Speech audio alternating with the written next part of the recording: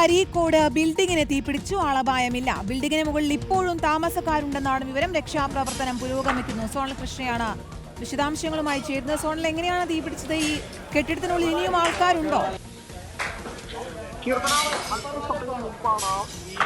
തീപിടുത്തം ഉണ്ടാകുന്നത് കൊണ്ടോട്ടി അരീക്കോടാണ്. ഈ ബിൽഡിങ്ങിന് തീ പിടിക്കുന്നത് 2 നില ബിൽഡിംഗ് ആണ്.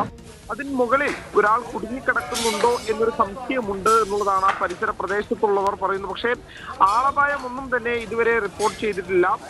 ഫയർഫോഴ്സ് എത്തിക്കൊണ്ട് തീ അണയ്ക്കാനുള്ള ശ്രമം ഏകദേശം തുടങ്ങിക്കഴിഞ്ഞിട്ടുണ്ട്. കൂടുതൽ ഫയർഫോഴ്സ് യൂണിറ്റുകൾ അങ്ങോട്ടേക്ക് എത്തിക്കാനുള്ള ശ്രമമാണ് ഇതിനോടകം തന്നെ തുടങ്ങിയിട്ടുള്ളത്. എയർപോർട്ടിൽ നിന്നുൾപ്പെടെ വലിയ ഫയർഫോഴ്സ് യൂണിറ്റുകൾ അങ്ങോട്ടേക്ക് എത്തിക്കാനുള്ള നടപടികൾ ഇതിനോടകം ആരംഭിച്ചിട്ടുണ്ട് എന്നുള്ളതാണ് നമുക്ക് ലഭിക്കുന്ന വിവരം. എന്തായാലും ഈ പരിസര പ്രദേശത്ത് ഉള്ള ആളുകൾ ആദ്യഘട്ടത്തിൽ തന്നെ ഫയർഫോഴ്സിനെ തീ പടരുന്നത് കണ്ട ഉടനെ തന്നെ ഫയർഫോഴ്സിനെ വിവരം അറിയിക്കുകയായിരുന്നു. പിന്നാലെ ഫയർഫോഴ്സ് എത്തി തീ അണയ്ക്കാൻ വേണ്ട ശ്രമങ്ങൾ ഇപ്പോഴും തുടരുകയാണ്.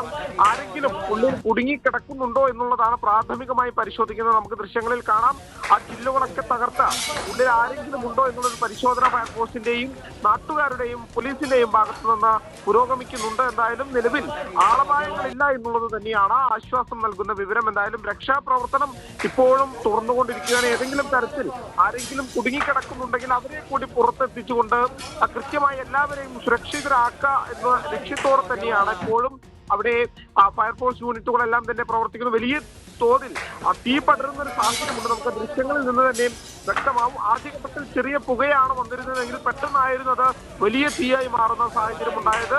ഉടൻ തന്നെ നാട്ടുകാരുടെ ഇടപെടൽ അത് പ്രധാനമായി പറയേണ്ടതാണ്. ആ പരിസരത്തുണ്ടായിരുന്നവരെല്ലാം തന്നെ കൃത്യമായി ഇടപെട്ട് ഫയർഫോഴ്സ് യൂണിറ്റുകളൊക്കെ എത്തി ആ തീ നിയന്ത്രണ വിധേയമാക്കാനുള്ള ശ്രമമാണ് ഇപ്പോഴും പുരോഗമിക്കുന്നത്. എന്തായാലും ആളപായമില്ല എന്നുള്ളത് തന്നെയാണ് ആശ്വാസം നൽകുന്ന വിവരം. കീർത്തന.